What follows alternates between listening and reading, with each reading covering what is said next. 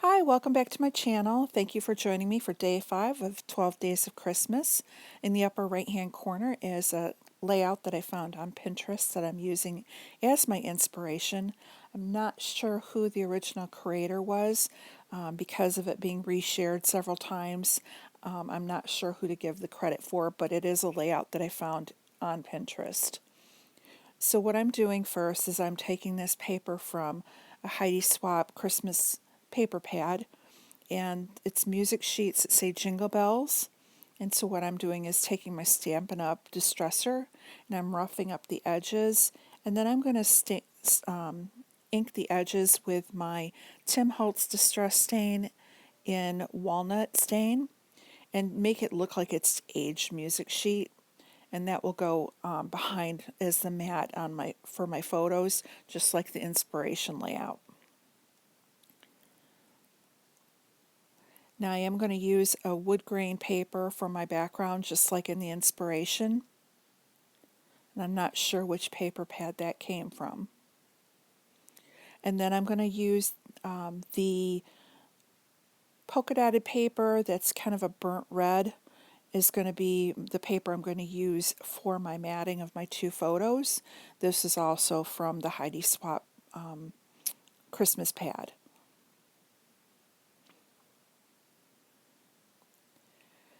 So unlike the inspiration layout, I'm going to head and have my tree on the right hand side and the music and pictures on the left, which is flipping it from the inspiration layout. And the reason I'm doing this is my two grandkids are laying on the floor looking at the train going underneath our Christmas tree.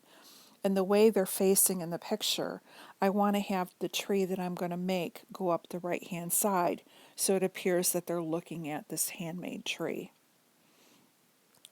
So the way I'm going to make these my tree is I'm taking 7 different patterns of scrap paper that I had for my stash, and I'm going to cut a 2-inch width, and then I'm going to start out with a 4-inch length, and then I'm going to gradually go inward and make them smaller as I go.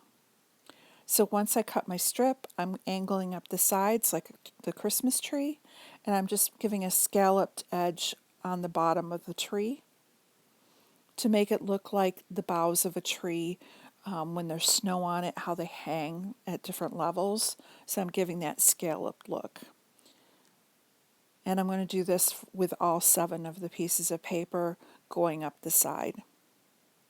Now the photos that I have today are photos from a couple years ago of my grandsons. They love our train that goes underneath the Christmas tree, and they'll just lay there for hours and just watch it go around and around. And then there's a building on there that if you push the button, it makes noise and sounds like the train, and there's another button that says all aboard Santa's train, and it's pretty annoying for adults, but for a 3-year-old and a 1-year-old, they loved it. So the photo is of my older grandson, who at the time was 3, and he's showing his baby brother, who is 1, the train and how it all worked and how to push the buttons. It was just really cute because he's under there very seriously showing his baby brother all about the train, and it was fun just capturing this picture of the two of them together enjoying a magic moment. And that's why I'm going to title it Christmas Magic, because I think Christmas is the eyes of the kids. And now that I'm on to my grandkids, it just is so special to see it again, because I think when we're parents, we're so busy with raising them and getting everything going and making sure the baths are done and food is given and the everyday life of a mom and dad. You forget about the little moments until you have grandkids, and all of a sudden everything slows down and you stop and you remember those special times that you had when your kids were little. And so this to me is one of those photos that remind me of my boys when they were little and how they'd lay underneath the Christmas tree looking at the same train. And again, would do it for hours. And now to see my grandkids doing the same thing and just the magic and the wonder of the lights and the ornaments and everything that has to do with Christmas. And that's why I'm enjoying doing these 12 days of Christmas, because I think it is a nice build up to the season and getting you in the mood for the decorations and all the festive times that are going on at this time of the year. So this green is going to be the last of my layers.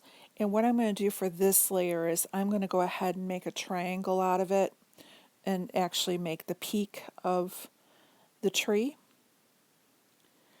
And again, I'll scallop the bottom just like I have with all the other layers. So now that I have everything all cut out, what I'm going to do now is I'm going to go ahead and glue the different layers of the trees together. And I'm going to start at the bottom and then work at my way up the tree and just try and space them evenly and make it so that there's just a little bit of an overlap so you have that little edge as you're going up the tree.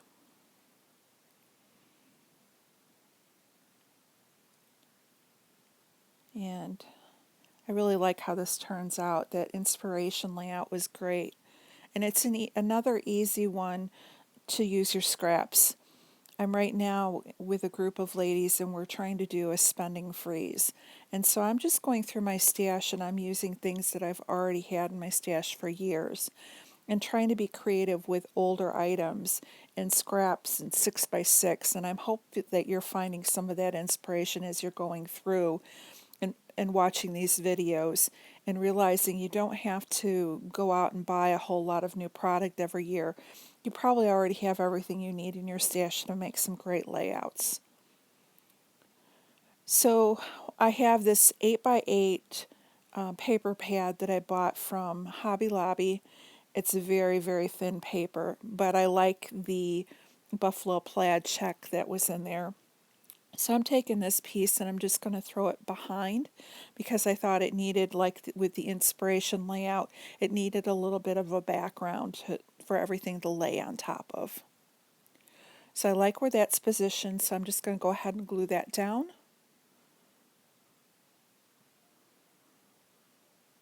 And then everything will be stuck. And then the next thing I'm going to do is go ahead and lay that, adhere that tree down.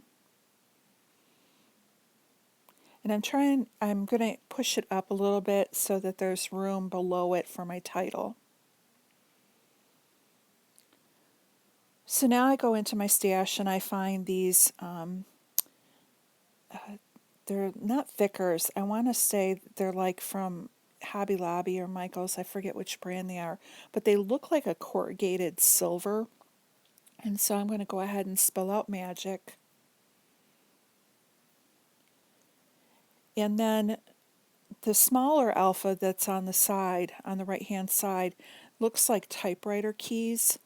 And again, it kind of has that vintage, eclectic, old house kind of a look.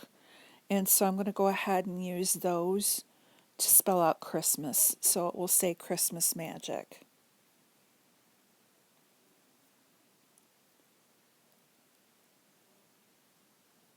And I'm just going to run that right at the base of the tree.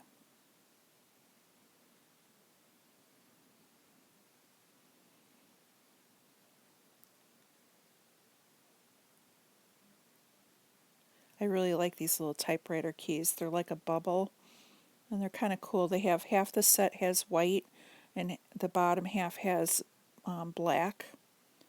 So they're kind of, if you want to do any heritage or any vintage style look, they're really cool. I think I got these again at Hobby Lobby. So now that I have that title down, now I'm going to go ahead and start decorating. And what I'm going to use is a 12 by 12 sticker sheet that I have for my stash. And you'll see me get that out in a moment. There it is. And I'm just going to start adding things to it. So the first thing I add is the Santa Claus at the bottom. And then these little snowflakes, I'm going to just tuck these in around the layout. And then I found the star, which was in a plaid, and I'm using that for the star of the tree.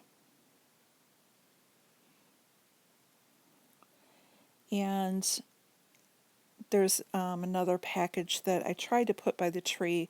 It just didn't go well, so I put that down by the Santa as well.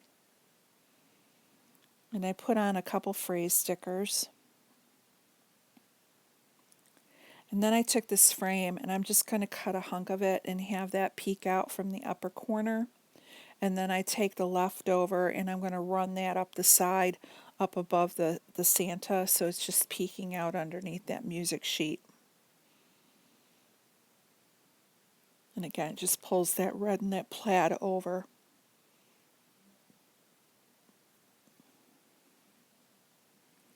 And there's another one of the snowflakes that I'm just going to tuck under.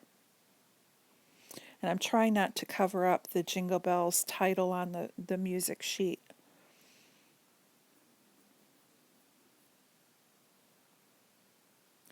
And then I love this heart that's with the plaid. And I think these two little boys have my heart totally sewn up, so I thought that was appropriate to have on the page with them. And then I just take this little candy cane and I tried it on the one side of the Santa and I didn't like how it was looking, so I just put it like it was popping out of his toy sack.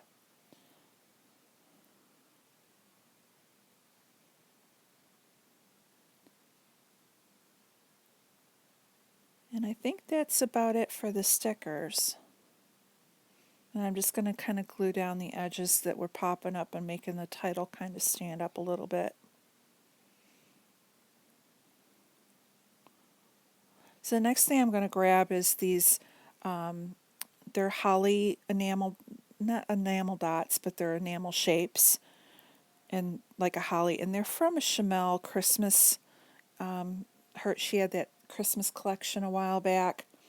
Well, they've totally lost their stick, so after I get these all put down, I am going to go back and put glue underneath them just to hold them down a little bit better. But this pretty much is my layout. I want to thank you for joining me again for day 5. In the description box below is the link to the next person in the hop. Please go ahead and check out all of them. It will take you through the round of whoever's in the hop today. If you click on that link and then just keep following the links through the different hop, it will take you all the way back around to my layout and you'll be through the whole hop. I hope you're having a magical Christmas holiday season. And again, I want to thank you for joining me today. If you haven't already, hit the subscribe button down below. I would love to have you as a subby. And you all have a magical day, and thank you again. Bye.